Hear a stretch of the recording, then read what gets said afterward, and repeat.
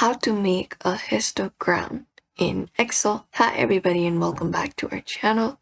Today we are providing you with a step-by-step tutorial that you can follow up to do so. So let's get started. First of all, what we can do is we can use a built-in histogram chart. So we can enter up our data and put our numeric data in one column, for example, something like this. After that, you can highlight all the numbers. So just go and highlight it and go to the Insert tab in the top. And from here, we can look out for the option called Insert Statistic Chart. So go ahead and find that option, which is this one right here. So go ahead and select the cells, look out for this option and click on it and choose histogram here. So we have two options. You can choose the one that you prefer, and Excel will automatically create bins, ranges, and display the chart. And you can customize the bins. So you can look out for your axis here and right click on it.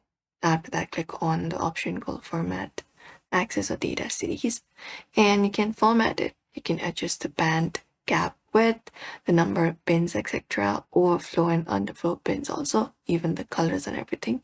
You can just go over and go ahead and format it that way. Apart from that, what we can do is we can enable toolpack. So for that, we can close this up, go to the file option in the top left and go to the option called options, go to more options and click on the option called add-ins. After that, we can select analysis toolpack here, this one right here. Once you find it up, you can click on go and click on OK and confirm it up. And you can create a histogram.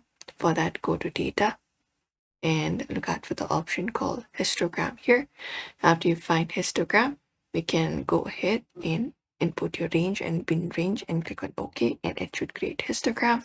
That way, very easily. Histograms are used to show distribution of data, not categories like bar charts. You can use consistent bin size for clear analysis. Larger data sets give better results. So that's it, everybody. That is how we should be able to do it. So we hope this video was helpful. Give this video a like and subscribe for more.